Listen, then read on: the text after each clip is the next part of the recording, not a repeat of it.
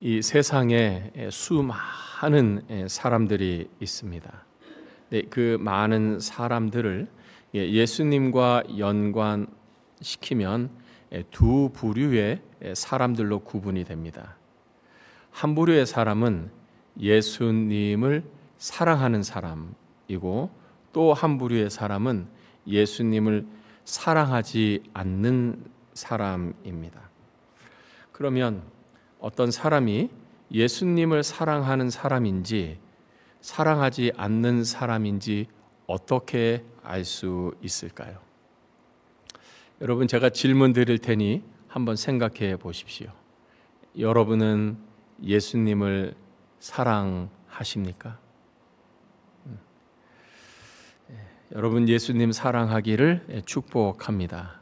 왜냐하면 예수님을 사랑하면 예수님 약속하기를 나도 그를 사랑한다라고 약속하셨습니다. 예수님께서 사랑하는 사람은 예수님이 주시는 축복을 받습니다. 그래서 이곳에 있는 우리 모두가 예수님을 전심으로 진심으로 사랑하기를 축복합니다. 그럼 예수님을 사랑한다는 것을 어떻게 알 수 있을까요? 다른 사람이 예수님을 사랑하는 것을 어떻게 알며 내가 예수님을 사랑한다는 것을 어떻게 알 수 있을까요? 23절에 그리고 24절에 예수님을 사랑하는 것을 알 수 있는 방법을 가르쳐 주십니다. 예수께서 대답하여 이르시되 사람이 나를 사랑하면 내 말을 지키리니 내 아버지께서 그를 사랑하실 것이요 우리가 그에게 가서 거처를 그와 함께 하리라. 나를 사랑하지 아니하는 자는 내 말을 지키지 아니하나니 너희가 듣는 말은 내 말이 아니요 나를 보내신 아버지의 말씀이니라. 예수님의 이 기준은 분명합니다. 어떤 사람이 나를 사랑한다면 그 사람은 내 말을 지킬 것이다. 나를 사랑하지 않는 사람은 내 말을 지키지 않을 것이다. 그러니까 예수님을 사랑하느냐 사랑하지 않느냐를 알 수 있는 방법은 그 사람이 예수님의 말씀을 듣느냐 들을 뿐만 아니라 예수님의 말씀을 지키고 순종하느냐 그렇지 않느냐로 알 수 있습니다. 그렇다면 예수님이 하신 말씀은 무엇입니까? 예수님의 말씀을 지키고 그 말씀대로 행하면 예수님을 사랑하는 것인데, 그러면 예수님이 하신 말씀은 무엇입니까? 우리가 요한복음을 읽어보면 이 요한복음에는 예수님이 하신 말씀이 아주 많이 기록이 되어 있습니다. 어떤 성경은 예수님이 하신 말씀을 빨간색으로 기록을 했는데, 그 예수님이 하신 빨간색 성경으로 요한복음을 보면 예수님이 참 많은 말씀을 하셨다라는 것을 알 수 있습니다. 근데 그 예수님이 하신 그 많은 말씀들을 종합하고 요약하면 단 두 말씀으로 정리가 됩니다. 그것은 첫째는 믿으라라는 것입니다. 영접하는 자 곧 그 이름을 믿는 자들에게는 하나님의 자녀가 되는 권세를 주셨으니. 그러니까 예수님께서 많은 말씀을 하셨는데 그 말씀의 첫 번째 요지는 믿으라라는 것입니다. 무엇을 믿느냐? 나를 믿으라. 우리가 믿는다고 할 때에는 믿음의 두 가지가 있습니다. 첫째는 믿음의 내용이고 또 하나는 믿는 방법입니다. 우리는 예수님을 믿습니다. 그렇다면 이 예수님을 믿는데 예수님의 무엇을 믿느냐? 그러니까 예수님을 믿는 것이 믿음의 내용인데 예수님의 무엇을 믿느냐? 요한복음에 우리에게 가르쳐주는 예수님은 하나님이 우리들을 구원하기 위해 이 세상에 보내신 하나님의 아들이라고 믿는 것입니다. 예수님은 누구시냐? 예수님은 하나님이 죄인들인 우리를 구원하기 위해 이 세상에 보내신 하나님의 아들이라고 믿는 것, 이것이 예수님을 믿는 것입니다. 두 번째, 그러면 우리는 어떻게 예수님을 나를 죄로부터 구원하시는 하나님의 아들로 믿을 수 있느냐? 어떻게 하면 믿을 수 있느냐? 믿음의 방법입니다. 믿음의 방법도 두 가지입니다. 첫째, 믿기 위해서는 알아야 합니다. 여러분, 모르는 것을 믿을 수 없습니다. 알지 못하는 것을 믿을 수 없습니다. 우리가 어떤 것을 믿음으로 받아들이기 위해서는 알고 있어야 합니다.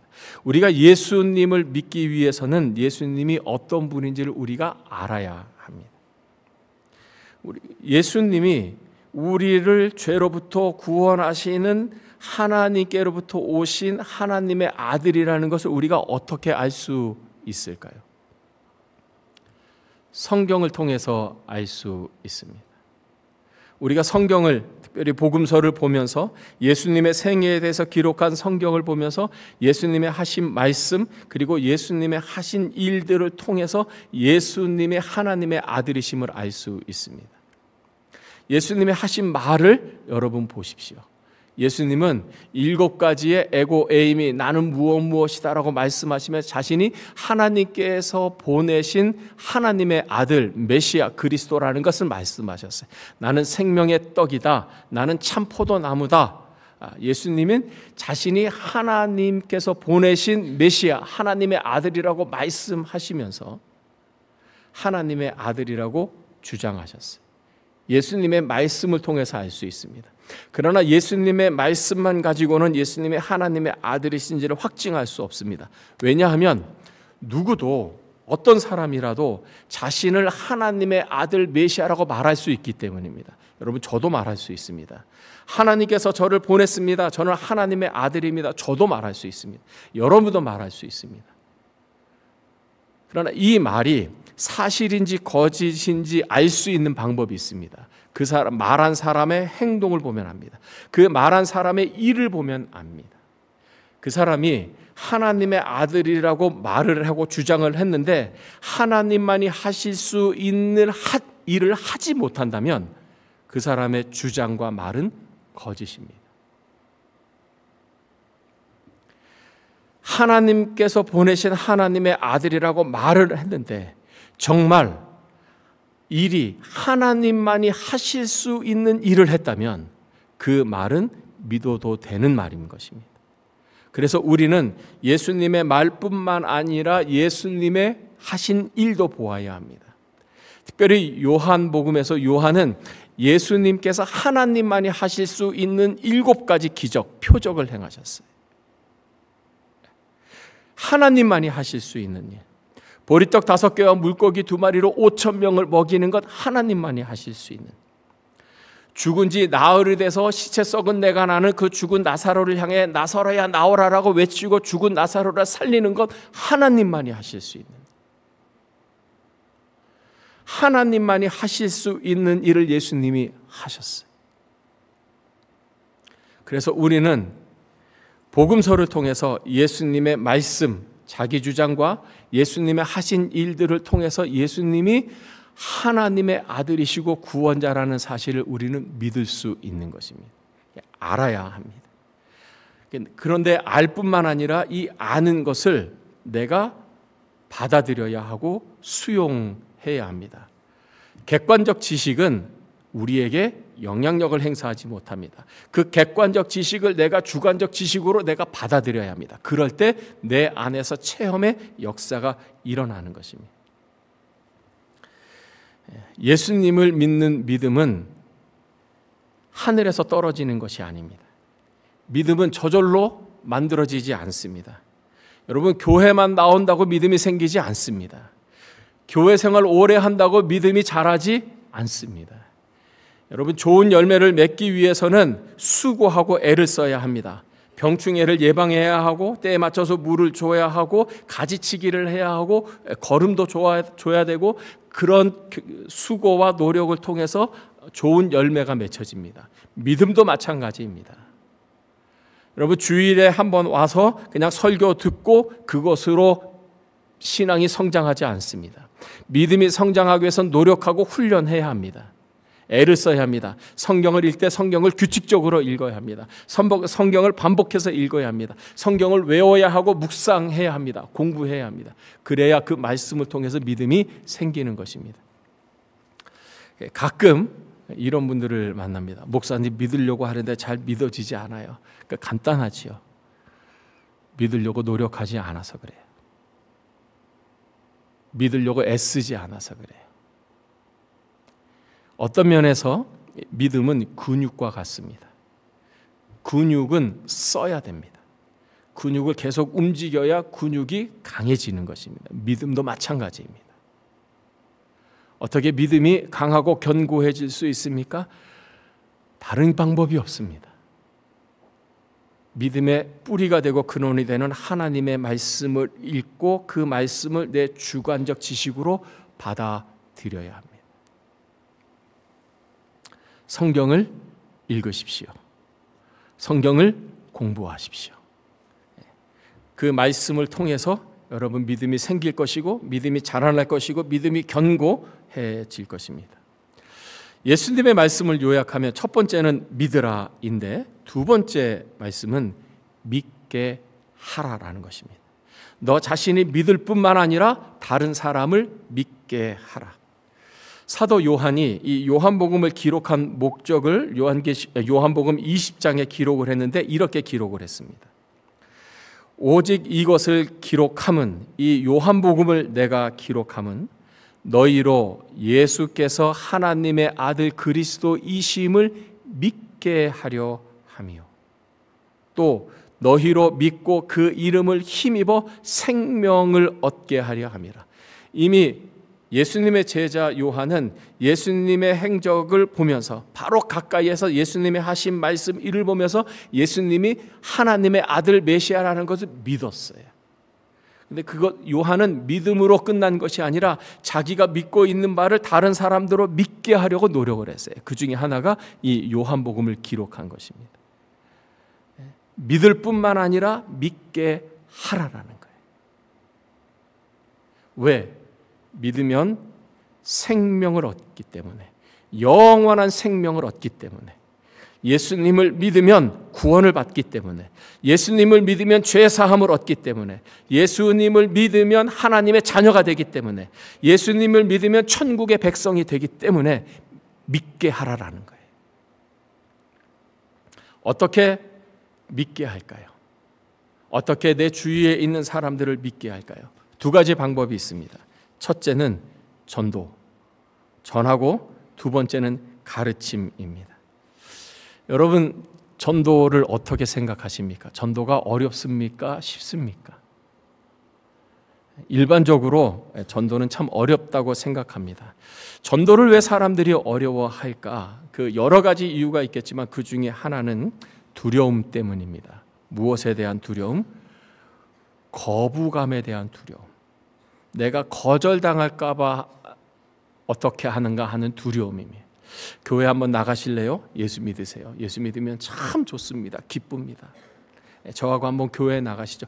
이렇게 초대하고 전도했는데 안 나가요. 싫어요. 이렇게 거절당할까 봐.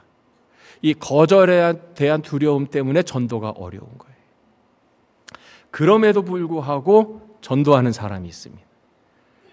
우리 전도부장님께서 말씀한 것처럼 2주에 한 번 정도 우리 노방전도를 갑니다. 왜 전도를 나갈까요? 그분들도 여전히 전도에 대한 두려운 마음이 있는데, 거절당할 것에 대한 두려운 마음이 있는데 그럼에도 불구하고 왜 전도에 나갈까요? 여러 이유가 있겠지만 이 이유가 가장 큰 것 같아요. 그것은 바로 기쁨입니다. 기쁘기 때문에. 내가 전도를 받았습니다.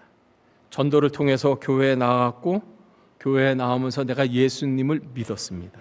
예수님을 믿었을 뿐만 아니라 예수님을 인격적으로 만났습니다.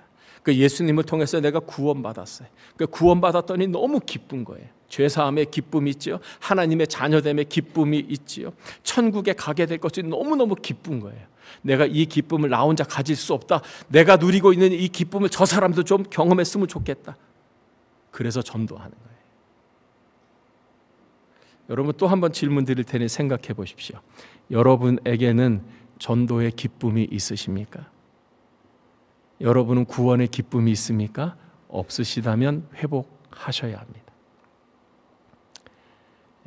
사도 요한이 왜 요한복음을 기록했을까? 바울이 왜 편지를 썼을까? 왜 그렇게 전도하고 선교했을까? 그 많은 박해와 핍박이 있는데도 왜 계속해서 복음을 전했을까? 이유는 단 하나, 기뻤기 때문에. 이 기쁨을 나 혼자만 갖기에 너무 아까운 거예요. 내가 누리고 있는, 내가 받은 이 기쁨을 당신도 경험했으면 좋겠어요. 그래서 전도하는 거예요. 여러분, 이곳에 있는 우리 모두가 다 기쁨의 전도자가 되기를 주님의 이름으로 축복합니다. 구원의 기쁨이 여러분 가운데서 샘솟듯 일어나기를 주님의 이름으로 축복합니다. 여러분, 이것은 우리에게 필수예요. 필수. 이것은 우리가 당연히 누려야 하는 것입니다. 두 번째는, 믿게 하는 방법은 가르치는 것입니다. 복음을 가르치는 것입니다. 사람들은 성경을 가르치는 것을 어렵게 생각합니다. 전도도 어렵지만 내가 성경을 가르치고 하나님의 말씀, 복음을 가르치는 것을 더 어려워합니다. 목사나 신학 교육을 받은 사람만이 가르칠 수 있다고 생각을 합니다. 성경 공부 좀 인도하실래요? 아이고, 목사님 무슨 말씀? 아이고, 저는 못합니다. 우리의 일반적인 반응입니다. 예수님은 마태복음 28장 20절에서 이렇게 명령하셨습니다. 내가 너희에게 분부한 모든 것을 가르쳐 지키게 하라. 이것은 12 제자, 이 사도들에게만 명령한 것이 아니라 사도들의 전도를 받고 교육을 받은, 구원받은 그 나머지 모든 구원받은 신자들에게 주신 명령이에요. 그래서 이것을 지상명령이라고 말을 합니다. 명령은 가르쳐 지키게 하라. 나를 가르쳐 지키게 하라. 복음을 가르쳐 지키게 하라. 그리스도인의 삶이 어떤지를 가르쳐 지키게 하라. 우리가 이 말씀을 자세히 묵상해 보면 예수님께서 가르쳐 지키게 하라 명령하셨는데, 이 명령은 어떤 특정한 사람들에게만 주신 말씀이 아니라는 것을 알 수 있어요. 1차적으로는 사도들에게, 그리고 사도들의 복음을 듣고 구원받은 사람들에게, 그 구원받은 사람이 전해서 또 구원받은 사람들에게, 즉 모든 그리스도인들에게 주신 명령에, 이렇게 보자면 우리는 가르치는 것이 어려운 것이 아니라는 사실을 알 수 있어요. 우리가 미리 지레짐작 겁먹고 가르치는 것을 어려워하는 거예요. 그러나 예수님의 의도는 그것이 아니었어요. 예수님은 누구든지 가르칠 수 있다. 누구든지 구원의 도리를 가르치고 복음을 가르칠 수 있다라고 말씀하셨어요. 어려운 것이 아니다. 조금만 배우고 익히면 누구든지 구원의 길을 가르칠 수 있다. 내년도를 묵상하면서 계획하면서 저에게는 하나의 꿈이 있어요. 이 가르침에 대한 꿈이 있어요. 우리 교회에 사역자들이 있어요. 남녀 선교회의 임원들이 있습니다. 가족장들이 있어요. 그리고 부서장들이 있어요. 그러니까 저는 이분들이 가르치는 교사가 되게 만드는 것, 그게 제 꿈이에요. 내년도. 성경을 어떻게 다 가르치겠어요? 저도 못 가르치는데. 성경을 온전히 다 가르치는 사람은 이 세상에 없어요. 성경을 다 가르치는 사람은, 그 사람은 사람이 아니라 하나님입니다. 아무리 신학 박박사라도 성경을 처음부터 끝까지 정확하게 다 가르치는 사람은 없습니다. 그러나 한 부분을 온전하게 가르칠 수는 있어요. 저는 우리 교회의 직분자들이, 사역자들이 그 일을 감당하기를 주님의 이름으로 축복합니다. 그러니까 여러분 미리 마음을 먹고 성경을 부지런히 읽으십시오. 여러분 개인적으로 공부하십시오. 암송하십시오. 그래서 성경의 사람이 되십시오. 그래서 여러분이 가지고 경험한 그 성경 말씀으로 주위의 사람들을 믿게 하십시오. 우리 교회가 이런 교회가 되기를 축복합니다. 예수님을 사랑하고 그래서 예수님의 말씀을 지키는 사람들에게 예수님께서 약속하신 세 가지 약속이 있습니다. 첫째는 23절에 나오는데, 예수님은 자기를 사랑하고 말씀을 지키는 자에게 함께 하시겠다고 약속하셨어요. 내 아버지께서 그를 사랑하실 것이요 우리가 그에게 가서 거처를 그와 함께 예비하리라. 네. 예수님과 하나님이 그에게 가서, 하나님을 사랑하는 사람에게 가서 거처를 그와 함께 하리라. 영어 성경에는 이것을 make home, 그 사람 안에 내가 하나님과 예수님이 거하시는 집을 만들겠다고 말씀하셨어요. 거처를 만든다는 말은 무슨 말인가? 하나님과 예수님이 오셔서 함께 계시겠다는 거예요. 한문으로 말하면 내 주 안에 거하시겠다라는 뜻입니다. 예수님이 우리 안에 거하시고 우리의 거처로 삼는다는 이 말씀은 무슨 뜻일까요? 그냥 예수님과 하나님이 우리와 함께 계시겠다는 말씀일까요? 함께 계시겠다는 이 말은 우리의 보호자가 되어주시겠다라는 말씀이에요. 여러분 생각해 보십시오. 어떤 사람이 같이 있어요. 커피숍에 있어요. 근데 아무 말도 않고 그냥 가만히 있기만 해요. 얼마나 답답하고 얼마나 불안해요. 얼마나 겸연쩍어요. 함께 하시겠다는 이 말은 함께 있으면서 내가 너를 보호하고 책임져 주겠다라는 말씀이에요. 예수님은 요한복음 14장 18절에서 이렇게 말씀하셨어요. 내가 너희를 고아와 같이 버려두지 아니하고 너희에게로 오리라. 그러니까 이 당시에는 고아는 가장 불쌍한 사람들이었어요. 돌보는 사람이 없었어요. 고아는 자기가 스스로 삶을 책임져야 했어요. 그런데 예수님은 약속하셨어요. 내가 너희를 고아와 같이 버려두지 아니하겠다. 너희에게로 오리라. 너 혼자 외롭고 힘들게 인생을 살도록 내가 만들지 않을 것이다. 내가 너와 함께 있어서 너의 삶을 책임져 주겠다. 너의 삶을 보호해 주겠다라는 것입니다. 하나님의 함께 하심을 경험한 인물이 있습니다. 구약엔 다윗입니다. 그래서 다윗은 시편 23편에 이렇게 고백했습니다. 내가 사망의 음침한 골짜기로 다닐지라도 해를 두려워하지 않을 것은 주께서 나와 함께 하심이라. 주의 지팡이와 막대기가 나를 안위하시나이다.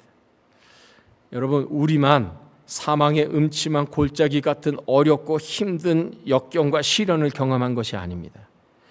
다윗도, 하나님의 마음에 합한 이 다윗도 이제 곧 죽겠구나, 살 소망이 없구나라고 하는 사망의 음침한 골짜기를 지나가는 때가 있었어요. 네, 거기서 죽지 않았어요. 사망의 음침한 골짜기를 다녔지만 통과했습니다. 그 이유는 주께서 그와 함께 하셨기 때문입니다. 사도 바울도 고린도 전서 15장에서 이렇게 고백했습니다. 내가 나 된 것은 하나님의 은혜로 된 것이니 내게 주신 그의 은혜가 헛되지 않아요. 내가 모든 사도보다 더 많이 수고하였으나 내가 한 것이 아니요. 그럼 누가 있다는 말씀입니까? 오직 나와 함께 하신 하나님의 은혜로. 하나님의 은혜를 주셨는데 이 하나님은 어떤 하나님? 사도 바울과 함께 하신 하나님. 그러면 하나님은 다윗과만 함께 하시고 사도 바울과만 함께 하시는 하나님이십니까? 아니요. 하나님은 우리와도 함께 하시는 하나님. 그것이 임마누엘입니다. 하나님이 여러분과 함께 하심을 믿으십시오. 이 믿음에 동요되지 마십시오. 이 믿음을 의심하지 마십시오. 보이지 아니하시는 하나님이 여러분과 함께 계십니다. 두 번째, 우리에게 주신 약속이 있습니다. 성령을 보내시겠다고 약속하셨어요. 26절 말씀 우리 함께 읽겠습니다. 시작. 보혜사 곧 아버지께서 내 이름으로 보내실 성령, 그가 너희에게 모든 것을 가르치고 내가 너희에게 말한 모든 것을 생각나게 하리라. 아버지께서 예수님의 이름으로 보내시겠다는 거예요. 누구를? 성령을 보내십니다. 근데 이 성령의 이름이 있어요. 보혜사입니다. 보혜사가 무슨 뜻일까? 이 보혜사는 한문입니다. 보혜사, 이 말을 풀이하면 보호해 주시는 은혜로운 스승이라는 뜻입니다. 보호해 주시는 은혜로운 스승. 한문으로 이 보혜사를 최대한 설명한 것입니다. 근데 이 보혜사는 헬라어는 파라클레토스라고 하는 단어입니다. 파라클레토스는 두 단어가 합쳐진 합성어입니다. 파라라고 하는 전치사, 옆에서, 곁에서라고 하는 뜻이고 칼레오라고 하는 뜻이 있어요. 칼레오는 여러 의미가 있는데 그 중에 하나가 부르다라는 뜻 또는 돕다라는 뜻입니다. 이 파라클레토스는 부름받아 곁에 와서 도와주는 분, 이것이 바로 파라클레토스입니다. 근데 우리는 그냥 보혜사라고 설명을 했지만 영어 성경에서는 각 번역마다 이 파라클레토스를 여러 단어로 번역했어요. 이 보혜사 성령이 하시는 일이 이만큼 다양하다는 것이죠. 어떤 성경에서는 이 보혜사를 카운셀러, 상담자로 했습니다. 고민이 됩니다. 어려운 일들을 해결해야 되는데 도저히 해법을 찾을 수 없습니다. 그때 상담자가 되어서 우리의 문제를 해결해 주시는 분이 보혜사입니다. 두 번째, 어드보케이트, 변호사입니다. 우리가 죄를 졌어요. 우리가 실수하고 잘못했어요. 그때 성령께서 우리가 무죄임을 증명해주고 변호해주는 분이 바로 이 보혜사입니다. 세 번째, 컴포터, 위로자입니다. 우리가 낙심해 있습니다. 어떤 생각지 못한 문제가 있어서 삶의 어려움이 낙심이 되고 근심이 됩니다. 그때 우리를 위로해 주시는 분이 컴포터, 보혜사입니다. 근데 이 컴포터라고 하는 이 영어 단어는 위로한다는 의미보다 더 본질적인 의미가 있습니다. come이라고 하는 단어와 forte입니다. 이 forte라고 하는 단어는 그 전에 단어의 더 강조점은 forte입니다. 여러분, 포르테가 뭔지 아시죠? 음악의 이 악상 기호 중에 포르테가 있어요. 포르테는 강하게, 포르테, 포르테시모, 포르테시시모, 강하게, 더 강하게, 점점 더 강하게. 이 포르테라는 말은 강하게 한다는 거예요. 이 보혜사 성령님은 우리에게 오셔서 우리가 낙심되고 힘이 없을 때 우리에게 힘을 줘서 강하게 해주시는 분, 힘을 주시는 분이에요. 여러분, 우리가 인생을 살면서 여러 일들을 만날 때 얼마나 마음이 낙심이 됩니까? 얼마나 마음이 가라앉고 무겁습니까? 그때마다 하나님께서 보혜사 성령을 통해서 우리에게 포르테, 포르테, 힘을 내, 내가 너와 함께 있잖아. 이게 컴포터예요. 네 번째는 헬퍼입니다. 도움을 주는 분. 우리의 힘으로 해결하지 못해요. 극복하지 못한 일이 있을 때 헬퍼가 되셔서 우리를 건져주시는 분. 보혜사입니다. 마지막 다섯 번째, 티처입니다. 가르쳐 주시고 생각나게 하시고 깨닫게 하시는 분. 오늘 말씀이죠. 예수님의 말씀, 하나님의 뜻을 우리에게 가르쳐 주시고 도와주시는 분. 거의 만능이지요. 예수님께서 우리에게 약속하셨어요. 보혜사 곧 아버지께서 내 이름으로 보내실 성령이 너에게 임할 것이다. 그러므로 두려워하지 말아라. 여러분, 또 한 번 질문 드리겠습니다. 여러분은 성령 받으셨습니까? 여러분이 성령 받았는지 안 받았는지 어떻게 알 수 있을까요? 시금석이 고린도전서 12장 3절에 나옵니다. 성령으로 아니하고는 누구든지 예수를 주시라 할 수 없느니라. 여러분은 예수님을 나의 주라고 고백하십니까? 그렇다면 여러분은 성령 받은 거예요. 여러분이 하는 것이 아니라 여러분 안에 계신 성령께서 말하도록 도와주시는 겁니다. 세 번째, 예수님의 주신 약속이 있습니다. 27절 말씀 우리 함께 읽겠습니다. 시작. 평안을 너희에게 끼치노니